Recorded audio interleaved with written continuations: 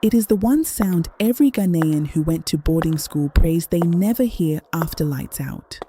Across West Africa, she goes by many names: Miss Korkoi, Madam High Heels, Madam Moke. To the outside world, she's just an urban legend told to keep students in their beds. But to those who spent their teenage years inside the old stone walls of our historic boarding schools, she is a memory written in pure terror. To understand the horror, you have to understand the isolation. Once the generators cut out at 10 p.m., reality shifts. The chaotic, vibrant compound of the daytime vanishes. The cream and brown classroom blocks become silent monoliths. The concrete walkways become empty channels. You are completely cut off from the outside world. Our story begins in Dormitory B at an old girls' school in the central region. It was 1994. The rainy season was ending, leaving the nights thick, humid, and heavy. Rumors had been circulating for weeks about a former senior house mistress from the 1970s, a woman obsessed with absolute discipline, known for the unyielding rhythmic strike of her polished shoes on the concrete. They called her Madam Moke. That night, 3 seniors, Aqua, Essie, and Comfort, stayed up past inspection. They were whispering under their breath, sharing cabin biscuits, violating the most sacred rule of the compound: total silence after the final bell. It was exactly 12:14 a.m. when the room temperature dropped. It started at the far end of the eastern corridor. A slow, deliberate cadence. Click, click. Too sharp to be a teacher's sandals, too heavy to be a student sneaking to the bathhouse. In a boarding school, your ears become highly trained. You can tell exactly which corridor a person is walking down by the echo. The girls listened as the sound passed the science laboratory. Then the library. It was taking unnaturally long mechanical strides. Heading directly toward Dormitory B, the footsteps stopped, right outside their door. And then, the handle began to turn. No one breathed.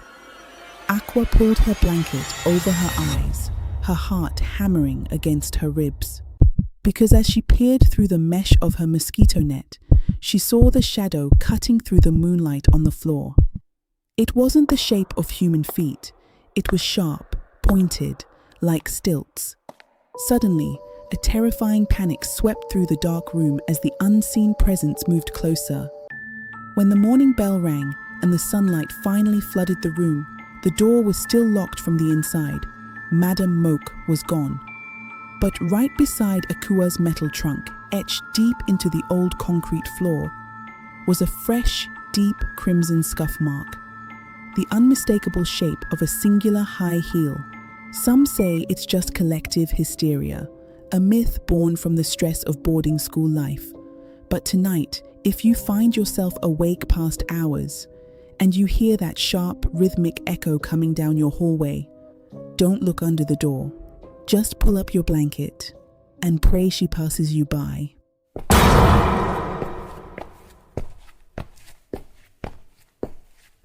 Aqua's story is not isolated. Across West Africa, she walks under many names: Miss Korkoi, Madam High Heels, Madam Moke. To an outsider, these are only names from an urban legend. Something students repeat late at night to frighten each other. Something seniors tell juniors so they will stay in bed. But to anyone who once slept inside those old boarding school walls, those names mean something different. They are part of a shared memory, a memory passed from one dormitory to another, from one generation of students to the next. The details change from country to country, from school to school, from one storyteller to another. In one version, she was a strict teacher. In another, she was a house mistress. In another, she was a woman whose name was never spoken loudly after dark. But the fear remains the same, a presence tied to discipline, silence, and the rules students were warned never to break. And that is why, after hearing what happened to Aqua, you need to understand the rules. They were not written in any school handbook. No teacher announced them during assembly. No matron printed them on a notice board. They were whispered quietly, from senior to junior, from bed to bed, from one frightened student to another, after lights out. Rule number 1, maintain absolute silence. No whispering, no laughing under blankets, no calling across the room, no trying to prove you are brave. Because in the legend, sound is what tells her where you are. A whisper becomes a signal, a laugh becomes an invitation. A voice in the dark becomes a trail she can follow. And once she hears you, the corridor begins to answer. Rule number 2, never look through the gap beneath the door. That is the rule older students repeat most seriously, because they say the first mistake is not hearing the heels. The first mistake is wanting to see them.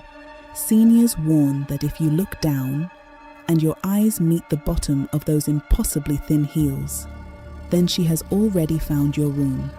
And if she knows your room, she will know your bed. And if she knows your bed, she will know whether you are truly asleep. Then comes the final rule, the one every student remembers. If the handle begins to turn, do not scream. Do not ask who is there.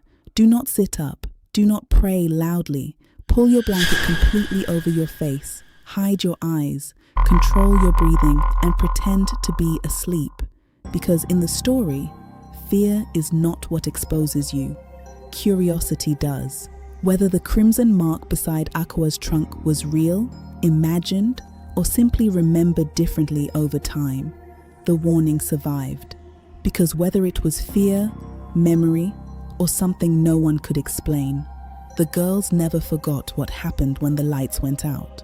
And maybe that is why Miss Korkoi endures.